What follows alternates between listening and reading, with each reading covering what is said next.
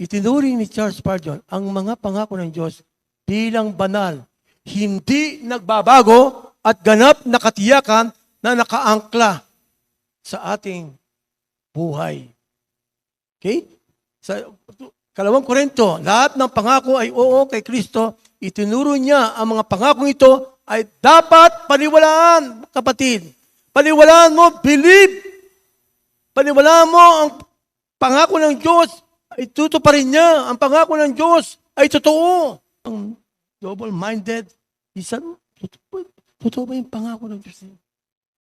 Kapatid, parang hindi ko maranasan yung pangako ng Diyos. Kapatid, kung ikaw, nanatili kang buhay, nandyan, maranasan mo ang pangako ng Diyos, iniingatan ka sa iyong paglakad, sa iyong pagkatrabaho, sa iyong pag-iisip, sa iyong panalita, pakikihalubilo sa iyong kapwa. Marami kang karanasan na iningatan ka, ang proteksyon naranasan mo sapagkat ay mula sa Diyos. Sabi nga, at nagsisilbing pundasyon ang mga ito para sa mananampalataya, panalangin at ginhawa sa pagdurusa sa alip na sariling lakas. Kapag sa sariling lakas ka, nakahawak, nakaangkla, mauubusan ka ng lakas. Pero kapag ang lakas mo ay pinagkatiwala mo sa Diyos, hindi mo maranasan ang kapaguran. Sarap ang maglingkod sa Diyos. Okay? Po, kapatid. Pangalawa, bilang aplikasyon, lakas mula sa Diyos. Sa alip na may stress ka, sariling kakayahan, ang pagtitiwala ay nagbibigay daan sa lakas ni Kristo na magpatatag sa atin ayon sa Pilipos chapter 4 verse 13.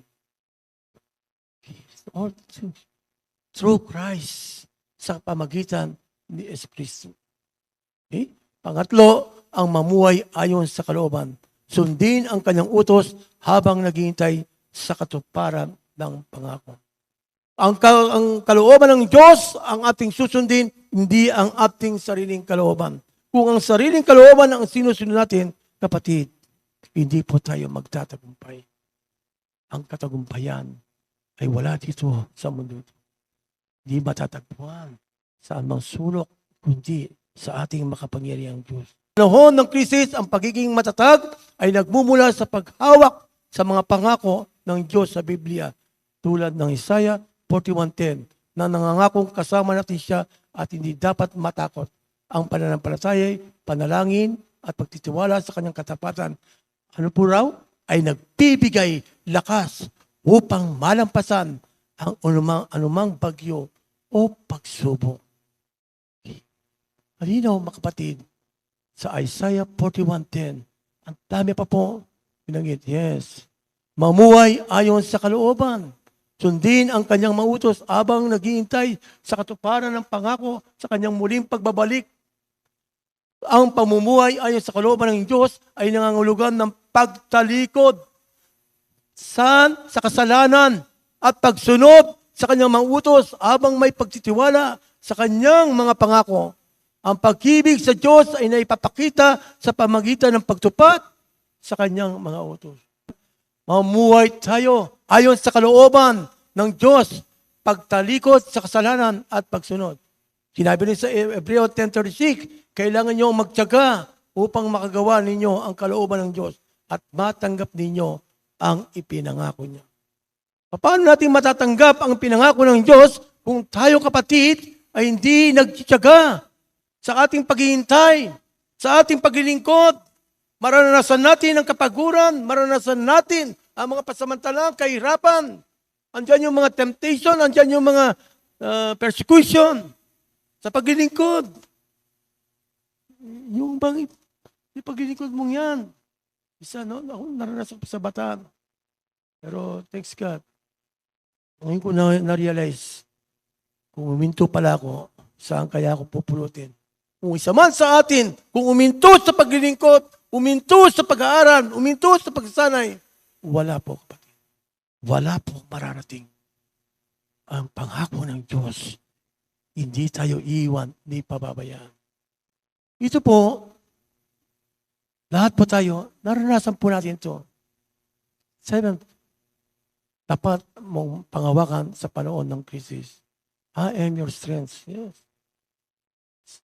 Sa Pilipos 4:13, I will never leave you. Sa Deuteronomy, yes, panaguhay, binanggit, hindi tayo iiwan. I have plans to prosper you. Yes. Pasasaganahin. I hear your prayers. Narinig ng Diyos ang ating mga panalangin. I will fight for you. Ipaglalaban tayo ng Diyos sa panahon ng krisis. Nandiyan ang Diyos. Tapat ang kanyang pangako. Ipaglalaban ka, kapatid. Ang Diyos hindi nang iiwan. Hindi nagpapabaya. Pero ang tao nang iiwan. Nagpapabaya. Pero ang Diyos, sabi niya, I will fight for you. I will give you peace. Maranasan mo ang kapayapaan. I always love you. Yung pag-ibig niya, hindi nagmamali. Ito, mga kapatid, naranasan natin po ito. Mula naman tayo nagbabasa, mula naman tayo nakakarinig, mula naman tayo dumadalo sa gawain ng Panginoon. Naranasan natin ang kanyang pangako, pagilang pangako.